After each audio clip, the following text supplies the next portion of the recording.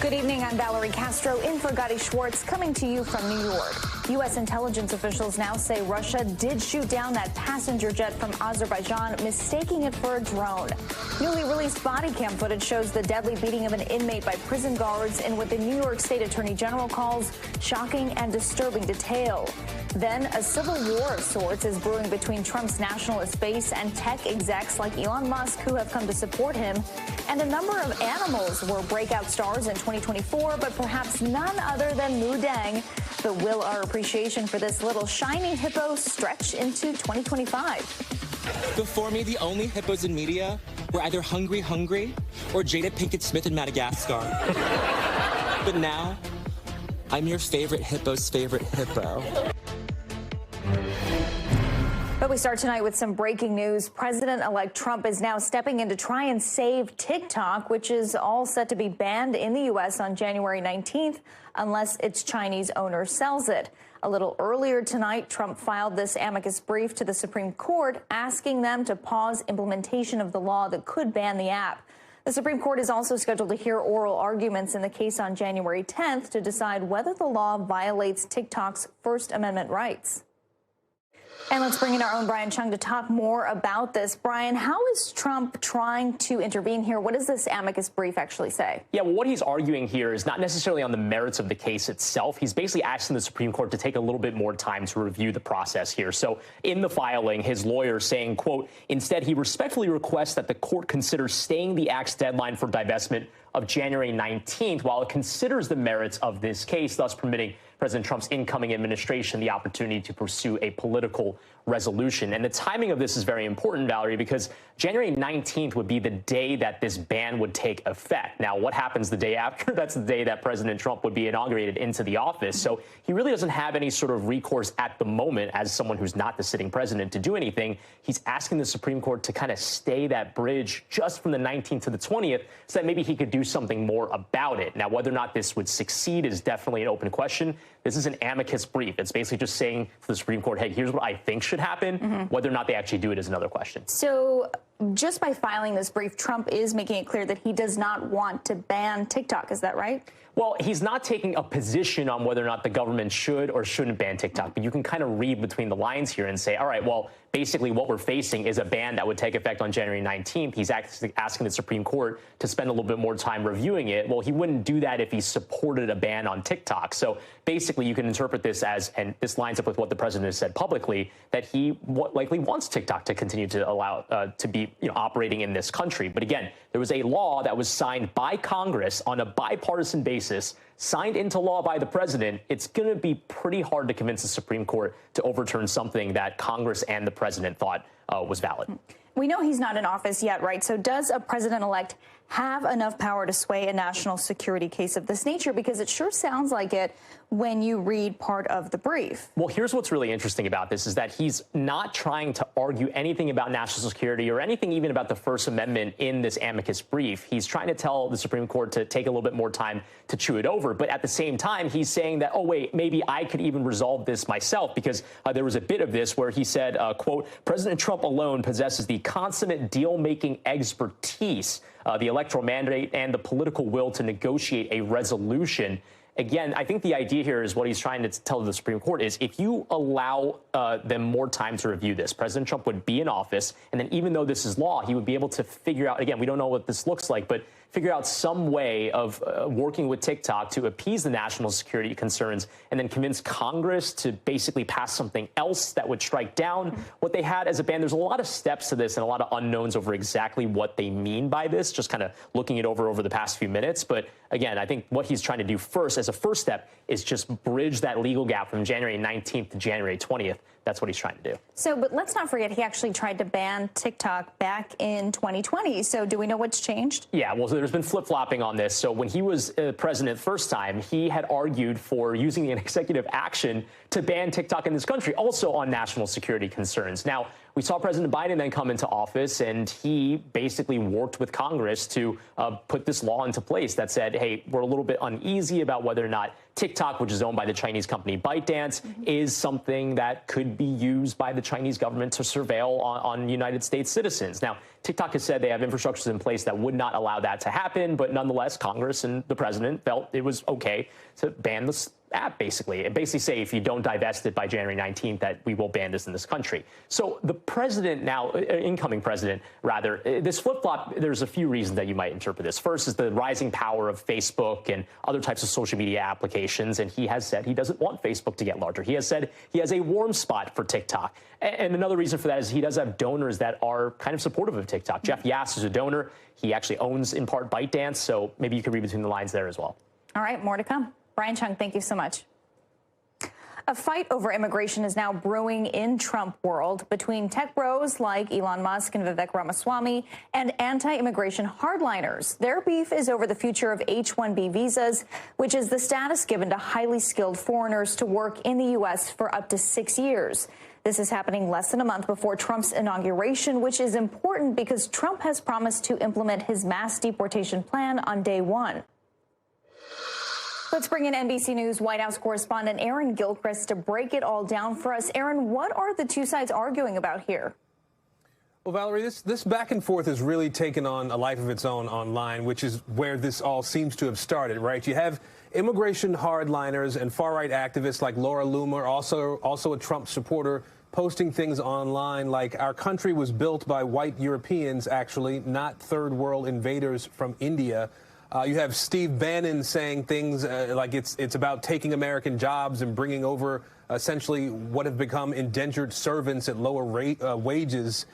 This is a controversy that's over the H-1B visas, a program that lets foreigners with highly coveted tech skills work here in the U.S. It's a program applauded and defended by some of Trump's closest advisors. We're talking about Elon Musk and Vivek Ramaswamy, other people in the tech industry, too.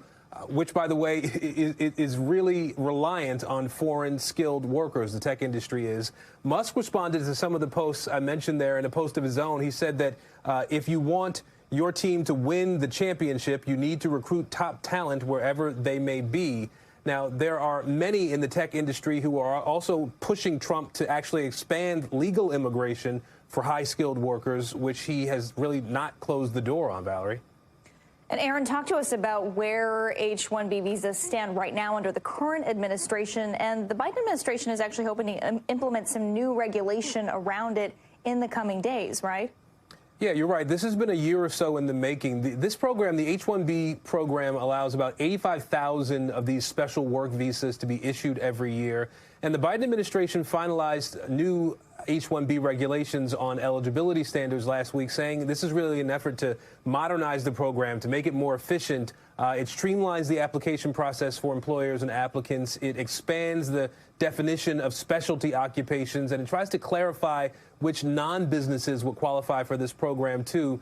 The Homeland Security Secretary, Alejandro Mayorkas, said that the improvements here give employers more flexibility to hire global talent and would actually let these highly skilled workers continue, in his words, advancing American innovation, Valerie. And Aaron, has the incoming president weighed in on the issue either right now or sometime in the past? So the Trump transition team has not addressed this particular dust-up that we've been seeing online, but Trump has talked about this issue himself in the past. He has said that anybody who graduates from college should automatically get a green card to stay in the country. He was on a podcast a few months back, and he said, quote, somebody graduates at the top of their class, they can't even make a deal with the company because they don't think they're going to be able to stay in the country. That's going to end on day one, he said. I talked to an economist earlier today, Valerie, who said that the divide in Trump world is going to have to come to a head soon, and his team is going to have to decide whether his immigration policy will focus on attracting the best talent to the country or if it's going to focus on putting up fences. Valerie? All right. Aaron Gilchrist, thank you. Now to the investigation into the Azerbaijani plane crash that happened on Christmas Day, killing 38 people. U.S. intelligence now indicates that Russia misidentified the airliner and shot it down with an air defense system. U.S. military officials say the Russians believed the plane was a drone and engaged their defense because of the aircraft's irregular flight patterns and altitude. Courtney Kuby has the latest on the crash investigation. Tonight, new information and new images as the investigation into the fiery Azerbaijan Airlines crash moves forward. This video showing confused passengers, some standing in the aisle after oxygen mask dropped and something appeared to tear through the cabin, peeling away sections of the wall. This man saying he heard a loud bang and began praying. This survivor saying she felt 2 explosions, then saw a man injured by the blasts and panicked. The plane was headed to the Chechen capital of Grozny, but instead crashed into a field in Kazakhstan. Dazed passengers miraculously emerging from the fiery wreckage. Now the U.S. has intelligence indicating the Russians may have misidentified the airliner, believing it was an incoming drone, and shot it down, according to 2 U.S. military officials. Just hours earlier, Russian air defenses shooting down a Ukrainian drone only 70 miles away. Russian air defense forces in the North Caucasus Federal District, which includes Chechnya, were defending against a Ukrainian military-grade weaponized drone attack, and that involved air defenses being used to shoot down drones. Holes like these in the fuselage could be the result of an air defense missile exploding near the aircraft, the officials said, sending shrapnel hurling at the plane.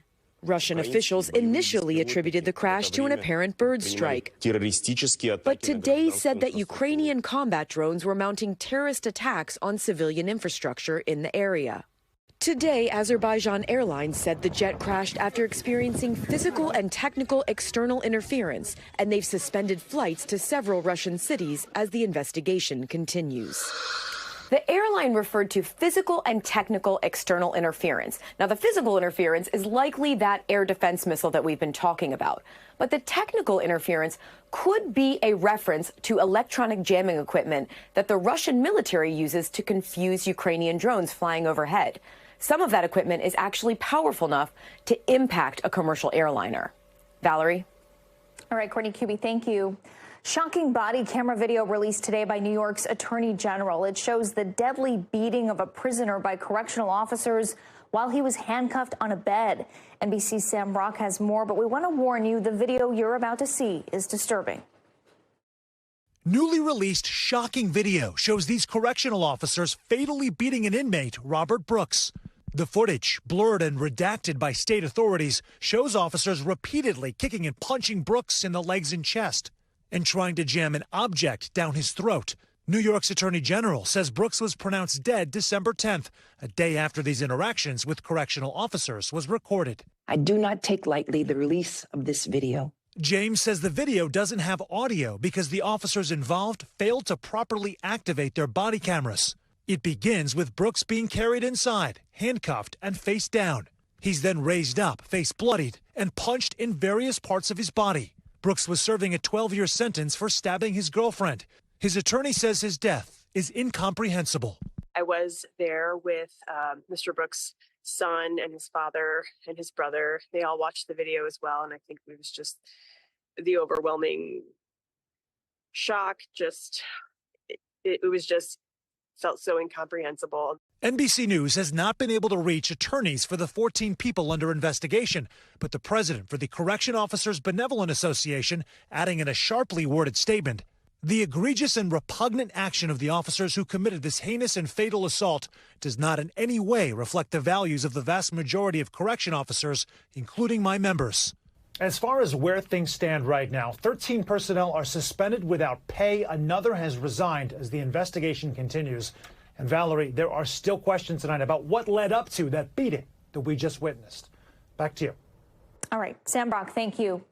It's another busy travel day and another day of severe weather threatening to slow down millions of people trying to get somewhere. The West Coast in particular is getting hit with a trifecta of heavy rain, snow, and intense wind from back-to-back storms. Those conditions leading to avalanche warnings in parts of the Cascades Mountain region and high surf advisories in Northern California. Meanwhile, the South is seeing another round of reported tornadoes, although not as active as yesterday, where a number of twisters were reported across Texas and Louisiana.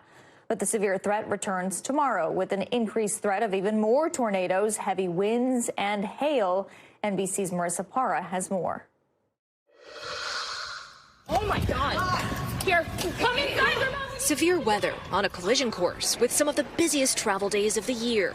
Tonight, twisters reported in Mississippi and Alabama. Oh my God. Just one day after a tornado outbreak in the South. Among the 8 reported across Louisiana and Texas. It's on the water right now.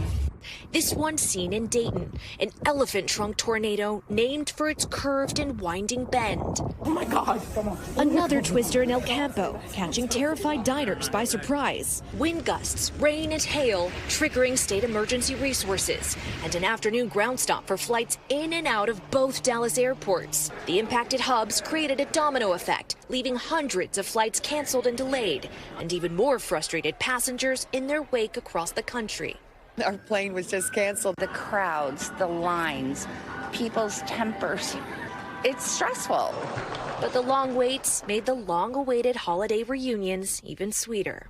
It's all about spending time together. The South now drying off, but facing tornado risks this weekend as millions in the West brace for severe rain and snow, possibly putting a damper on the record-breaking holiday travel weekend with no signs of slowing. Today and Monday slated to be the busiest days for air travel. Get here early, like extra early. A busy and bumpy travel season in the final sprint of the year. And we're learning new details about a scary incident up in the air. Severe weather causing turbulence so severe on a flight from Seattle to Phoenix with Alaska Airlines that crew on board reported a medical emergency. And we are just learning from the airlines that several flight attendants were taken to the hospital. The FAA is now investigating. Valerie?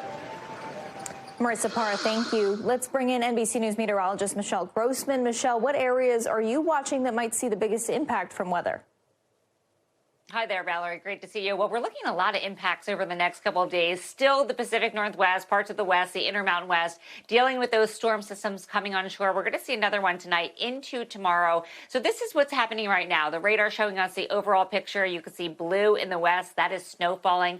And we will be measuring that snow in feet once again. And heavy rain falling. The streams, the creeks, the rivers already swollen. And we are going to see some flooding over the weekend with an additional 5 inches of rain before the weekend is over. And notice from the Great Lakes, the Midwest, the Upper Midwest, the Ohio Valley, into parts of the Mid-Atlantic now, down towards the Gulf Coast states, we are looking at rain falling. Some of it is heavy. That's where we're seeing the reds, the oranges, the brighter colors. And then the tail end of the system along the Gulf Coast states is where we're seeing those stronger thunderstorms. We don't have any active warnings right now, but we did have reports of tornadoes in Alabama and Mississippi, as Marissa had mentioned. So as we go throughout the weekend, we are going to continue to watch the storm system move off to the east. And this is when the severe weather threat really ramps up again, once again tomorrow. We'll get into that in detail in just a few minutes. But that's going to be the big story tomorrow. Scattered rain showers along the eastern seaboard as well. Then by Sunday, we're looking at a large line of rain marching east, snow showers possible across the Great Lakes. So we're looking at a couple days in the east of just wet weather and really tough travel. Tomorrow afternoon into the evening hours, we're talking about 17 million people at risk. Notice the orange shading. That is enhanced risk. That's 3 out of 5 on the severe level scale. That means we could see EF2 tornadoes or even larger than that for places like Starkville, Jackson, Hattiesburg, Alexandria, Lake Charles. Also could see some damaging and destructive winds bringing down power lines, also trees, and we are concerned about hail and also heavy rainfall leading to some flooding.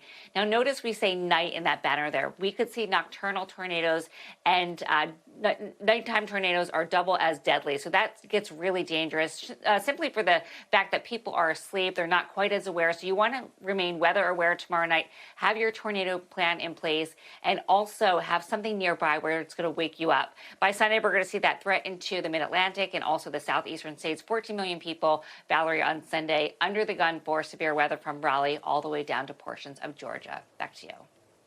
All right, Michelle Grossman, thank you. And if you're still looking for a holiday present for that special someone, why not give them Mega Millions tickets? Because the jackpot is now over $1 billion, making it the 5th largest prize in its history. The drawing for Mega Millions will happen later tonight. But here's our George Solis with the latest on this big payout. George? Yeah, $2 and a dream. a more than billion-dollar dream. That jackpot soaring even more. And sure, the odds may still be stacked against you. That doesn't mean we still can't have a little fun dreaming of what that one-time cash lump sum will get you, especially if you're willing to shell out the $2. So let's think about that for a second. If you were to take that option, you could buy a brand new car. In fact, you could buy 4,300 new Porsche 911. Now, let's just say you don't want to go buy cars. Say you want to go buy C. Jeff Bezos' yacht, reportedly worth about $500 million. So you could buy that and still have enough money left over for a cool captain's hat. But this is the season of giving. So if you're feeling charitable, according to Feeding America, that $500 million could actually buy about 10 billion meals to help knock out hunger. But again, the odds, we have to be realistic here, they are stacked against you. You're actually more likely to get struck by lightning than to win that jackpot, which, again, the odds are 1 in 302 million. But it's not all bad news. If you want to win one of those smaller cash prizes, which you can do if you match just a few of those numbers, that's 1 in 24. So the bottom line here is you can't win if you don't play. And Mega Millions officials are very excited because they know a lot of people got tickets like these for stocking stuffers or just gifts as a whole. So make sure you double check all of that before you put those gifts away. And if you're wondering, yes, I have this many tickets, hoping to improve my chances of winning that big pot. And of course, even if I do win, I do plan on coming back to work. But my commitment to everyone watching and listening, you're all invited to my private yacht with the champagne included. Yes, I'm throwing that in as well to ring in the new year. So that's not a bad deal. So just another reason to root and have a little fun. At the end of it all, that's what it's all about. Back to you. All right, George, we wish you good luck. Don't go anywhere. We're just getting started. Coming up, the moments first responders rushed to pull a woman out of a burning car, the chaos that unfolded at the scene. Plus, the new plea from the father of JonBenet Ramsey, why he's calling for another push to solve the infamous cold case. Stay tuned.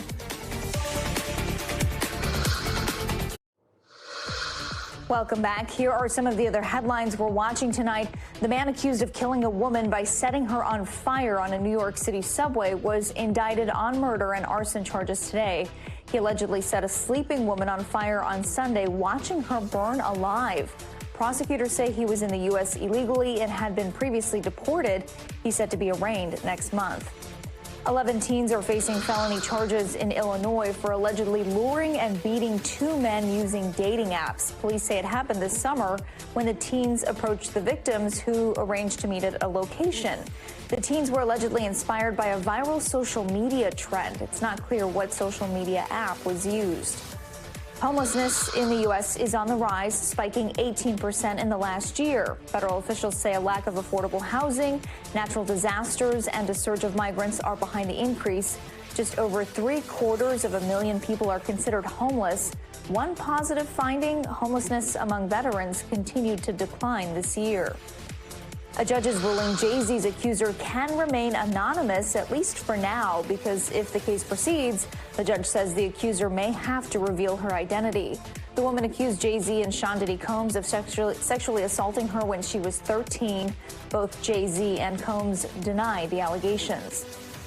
Legendary sports broadcaster Greg Gumbel has died. His family confirming the news in a statement to CBS Sports Today. He spent over 50 years working in sports, notably covering the NFL and March Madness. He passed away after battling cancer. Gumbel was 78 years old. Now to an event that grabbed our collective imagination in April and had us staring up at the sky the entire time. NBC Nightly News anchor Lester Holt takes a look back at the Great North American Eclipse. It didn't matter where you were. The reactions were the same. The diamond ring! Joy, awe, and wonder. A shared experience for millions of people who had a front row seat to history on the horizon. Just seeing how it got dark, that was an experience that, it's like unforgettable. I'm glad to be a part of something like this. People flocked to the path of totality, wider than it was in 2017 and stretching across 15 states from the Pacific to the Atlantic. Our correspondents were spread across it as the moon shadow moved from the southwest to the northeast. Morgan Chesky in his hometown of Kerrville, Texas. And everyone is in awe right now of this 4 minutes and 24 seconds, which I have to tell you is feeling a little like an eternity right now. The buildup was so strong as we saw the moon slide in front of the sun that when it finally happened, you almost had to pinch yourself. There it goes. In Dallas, Al Roker. Yeah. Woo! Oh. Yeah. There are the beads. There are the beads. We saw, oh, look at this. Look at this. And in Maine, 5, 4, 3, 2, 1. Kate Snow, surrounded by thousands. I've done this once before, and I got emotional then, and I feel myself getting emotional now. It's just something about it that is so incredibly special. I think it's maybe the commonality that we're all experiencing one thing at the same exact time. Despite concerns about the cloudy forecast, the views did not disappoint. You can see the bottom corner coming out. I think it's coming out right now. There you go, right there on the right. Yep, here it comes. Pure magic, inviting all of us who paused for a few minutes and simply looked up. What was the emotion you guys experienced? It was breathtaking. We were at the Indianapolis Speedway with more than 50,000 other eclipse chasers. It's just sliding away. You know, Tom, you and I cover a lot of difficult things to report sometimes, but this is magical. And as the sky quickly darkened, I think we're in totality. we took off our glasses. Like exciting, happy, like my heart beating is fast. I am so happy you guys got to experience this. This is so neat. A special and powerful moment that connected all of us. My mom always promised me a trip to the moon, so this is as close as we get. 1969, watching the first moon landing together. She made it an event that we would never forget. This is to her. Well, she's with you today. Thank you. And that was Lester Holt reporting. Coming up, another year of major gains for Elon Musk's SpaceX, a look back at the major accomplishments and what's ahead in the space race. But first, you got to see this. What's better than one viral pygmy hippo? Well, how about two of them? Virginia's Metro Richmond Zoo welcomed a baby pygmy hippo 2 weeks before Christmas, and she's already stealing hearts online. And you get to have a say in naming her. The zoo has a poll posted on their website for people to vote for their favorite name. The options are Poppy, Juniper, Hammy May, or Umi. The winning name will be announced on New Year's Day. We'll be right back. Welcome back. Here are some of the stories happening out west that we're following. Human body parts are washing up on a beach in Southern California, at least 3 so far. A leg was first discovered on Christmas Day by people out for a walk. Police are using specially trained dogs to search the area, but haven't found anything else so far. Former NFL player Dana Stubblefield's rape conviction was overturned yesterday. A California appellate court ruling Stubblefield didn't get a fair trial and that the prosecution violated the Racial Justice Act. Stubblefield was convicted in 2020 of raping a woman who was allegedly at his home interviewing for a babysitting job. And first responders in Portland, Oregon, rushing to save a woman from a burning car. The driver calling 911 saying she was pinned down and on fire. When crews arrived, the car was flipped on its side. They fought the flames and pulled her to safety. She's expected to survive, but she's also facing DUI charges. A renewed effort to solve one of the most notorious cases in American history. The father of JonBenet Ramsey has plans to meet with the Boulder police in January. He's pushing for an independent lab to test DNA evidence in the 1996 murder. NBC's Dana Griffin has the story. Nearly 3 decades after the brutal murder of 6-year-old JonBenet Ramsey in her Colorado home on Christmas night, her father John Ramsey still believes the case can be solved. Telling Fox News he expects to meet with the Boulder PD sometime in January. That's an important meeting. We're going to have a representative with us from one of these cutting-edge labs to explain what they can and can't do. Hopefully he will accept their help. Boulder police declined to answer questions about the case or do any interviews, citing the active investigation, only saying in a statement, the Boulder Police Department has regularly met with the family and plan to do so in 2025. The 1996 case now the subject of renewed interest on social media, with the younger generation following the release of a new Netflix docuseries. It was a case that people couldn't stop talking about. Boulder's current police chief says the murder still haunts the department. Detectives are regularly investigating some aspects of this terrible crime, and I receive updates frequently. The chief says detectives have long collaborated with other law enforcement agencies and outside labs, including Colorado's cold case review team. The department also writing the assertion that there is viable evidence and leads we are not pursuing to include DNA testing is completely false. No one has ever been charged with JonBenet's murder. Now 80, John Ramsey recently telling Savannah he's determined to find JonBenet's killer. You still have hope that this can be solved? I believe it can be solved if the police accept help from outside their system. JonBenet's mother, Patsy Ramsey, passed away from cancer in 2006. 2 years later, the Boulder DA cleared the family, pointing to DNA evidence. Colorado has over 1,000 unsolved homicides, and we're not going to be one of them. The Netflix docuseries examined what many experts say were critical mistakes made in the early stages of the investigation, including how the crime scene, the Ramsey's home, wasn't locked down quickly enough. Boulder police have not commented directly on the series, but last month the chief did acknowledge there were things that could have been done better back in 1996, adding he hopes renewed public attention will generate fresh tips in the ongoing investigation. Back to you. Welcome back. Let's take a quick look around the world. Want to get an idea of the seriousness of South Korea's political crisis? Well, today the country's parliament voted to impeach its acting president just 2 weeks after it voted to impeach and suspend his predecessor, accusing the acting president of holding up the process of fully completing the first impeachment. This effectively leaves South Korea without a head of state at a time when North Korea continues with its nuclear threats. Speaking of North Korea, one of their soldiers has been captured by Ukrainian forces. And according to South Korea's intelligence agency, that soldier has since died.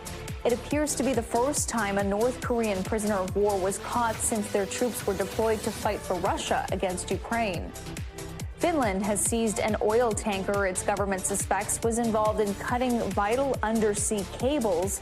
Finland also suspects that tanker was part of a Russian shadow fleet with the goal of evading Western sanctions.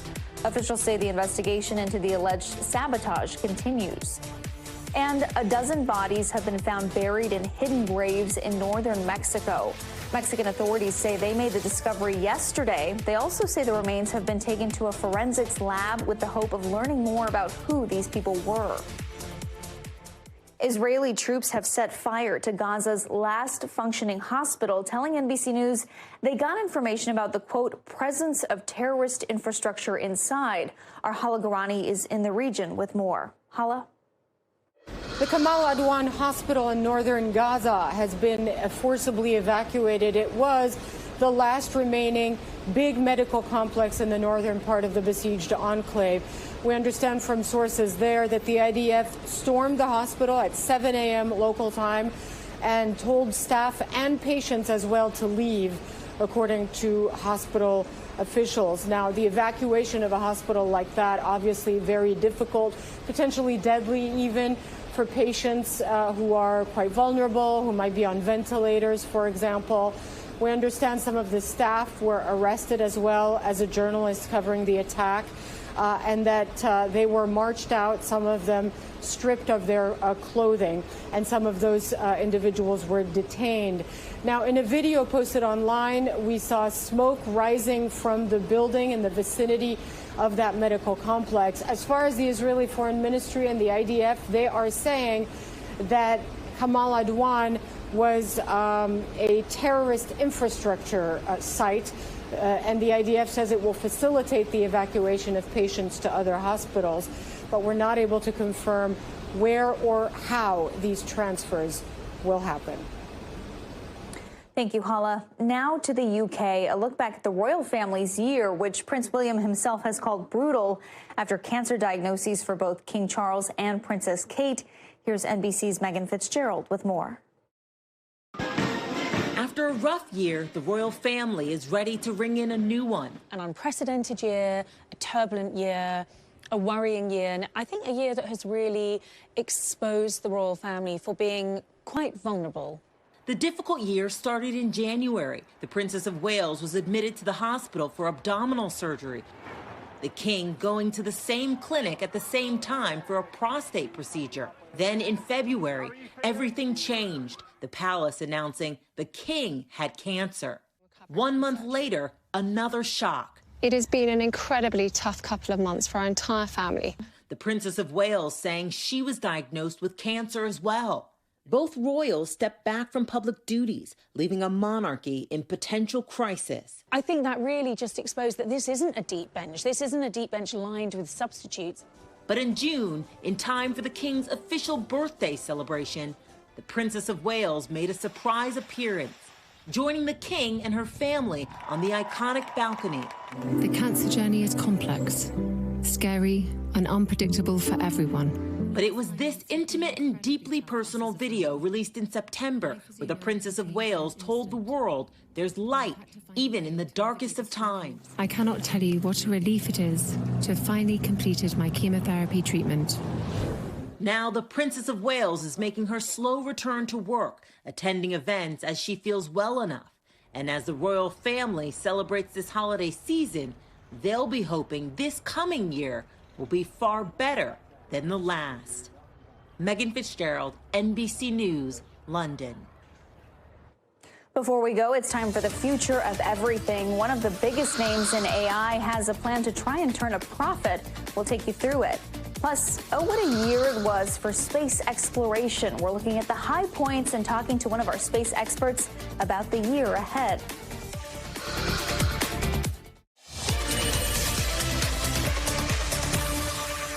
Welcome back. A look forward and back in space exploration is coming up, but first some headlines. Want to know what Netflix got for Christmas? Record ratings. Its 2 Christmas Day NFL games had more than 24 million viewers on average here in the U.S., according to data from Nielsen, making them the most streamed NFL games in history. By the way, Beyonce's performance did even better.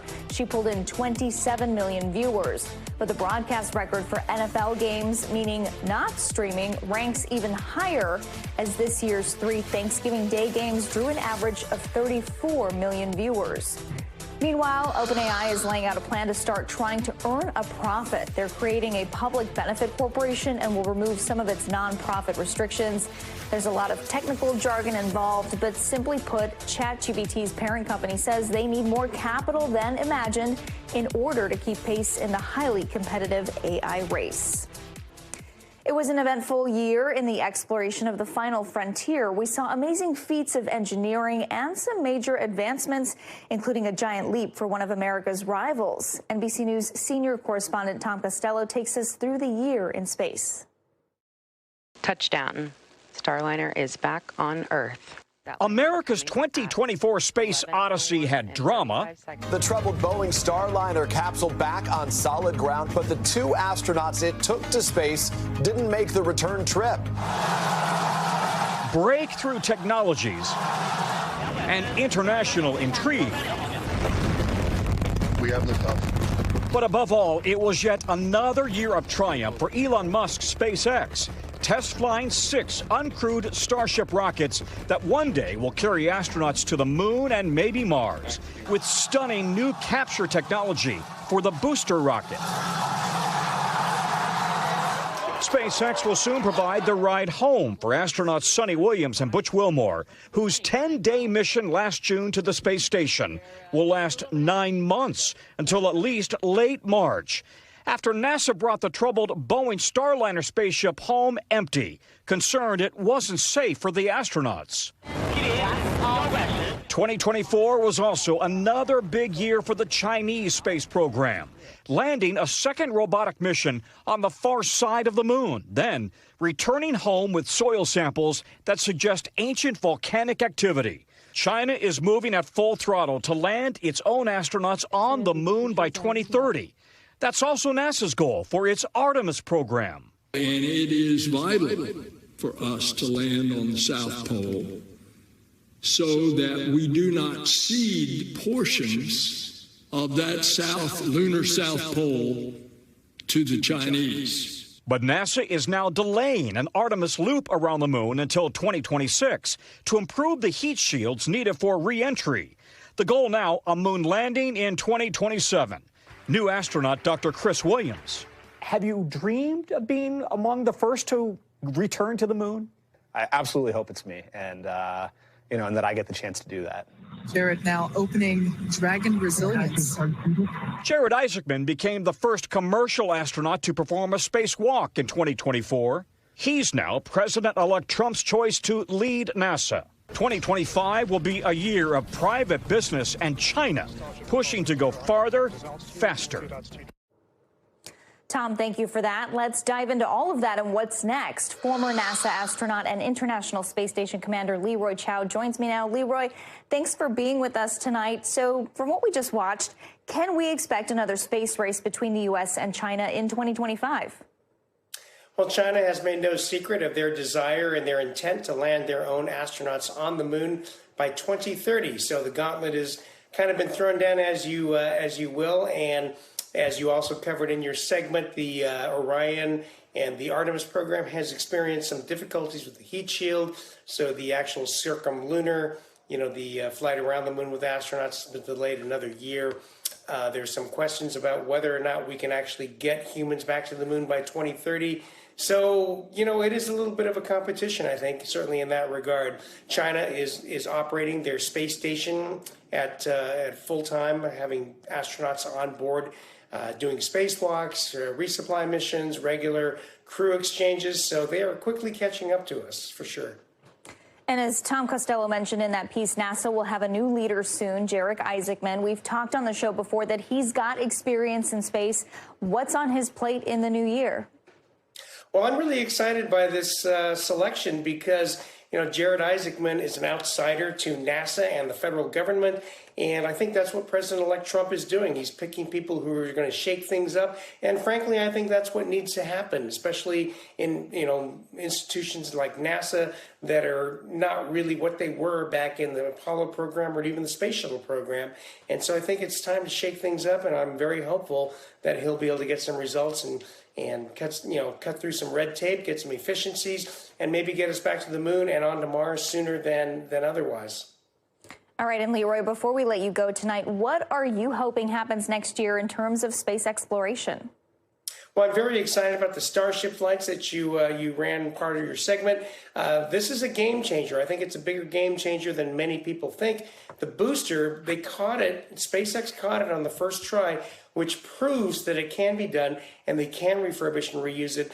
This is going to dramatically bring down the cost of launching things into orbit. Starship came back from the last flight almost intact, had some heat burn throughs, but they're getting better and better at it. It is also going to be 100% recoverable. This is going to dramatically reduce the cost of launch.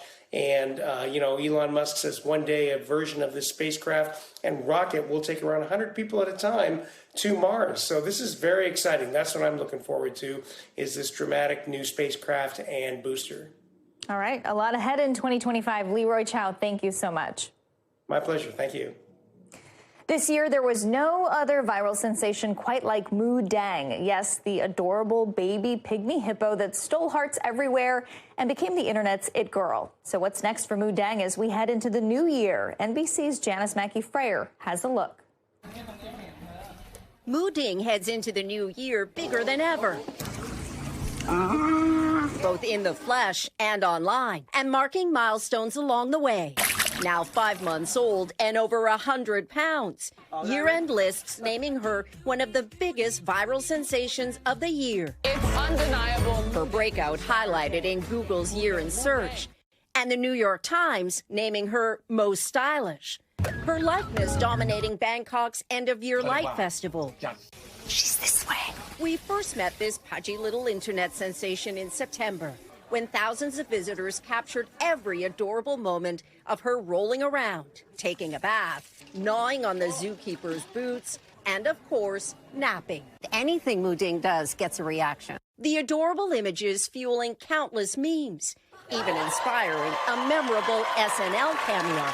I'm your favorite hippo's favorite hippo. This sassy, slippery baby, whose name means bouncing pig or pork patty, owes her fame to keeper Adipon Nundi, who had trouble keeping up with demand, including American superfans like Molly from New York, traveling all the way to Thailand to catch a glimpse, not once, but twice. I flew 18 and a half hours. Everybody needs a little bit more joy in their life, and she's perfect for it. And rocking her Mu Ding PJs, Molly telling us she's not done yet. My goal is actually to return for her first birthday. Mu Ding's clumsy escapades also building new business. Her image now a registered trademark in Thailand, with local media saying branding collaborations could generate as much as $4.3 million by March, while also boosting awareness, with pygmy hippos considered an endangered species. This little girl unaware just how much the world adores her, or other adorable animals like Pesto the penguin, Biscuits the seal pup, and Hua Hua the celebrity panda. Back in Thailand, the zoo looking to keep the Mu Ding magic going with a holiday proposing ceremony that will see Mu Ding's older brother matched with a female pygmy hippo, hoping for new little ones in the new year. But for Mu Ding, making a splash online is one thing. Staying close to Mom Joanna, still the top priority. Happily unbothered, this unlikely icon wiggling her way into a new year. And guys, between the zoo and Thailand's newborn capybaras, two-toed sloths, and Mu Ding's brother possibly finding love, who knows if another viral sensation will bring out even more must-have merch, crowds, and clicks in 2025. Guys, happy holidays. Back to you. That does it for us tonight. I'm Valerie Castro. We'll see you next week, but until then, stay tuned now.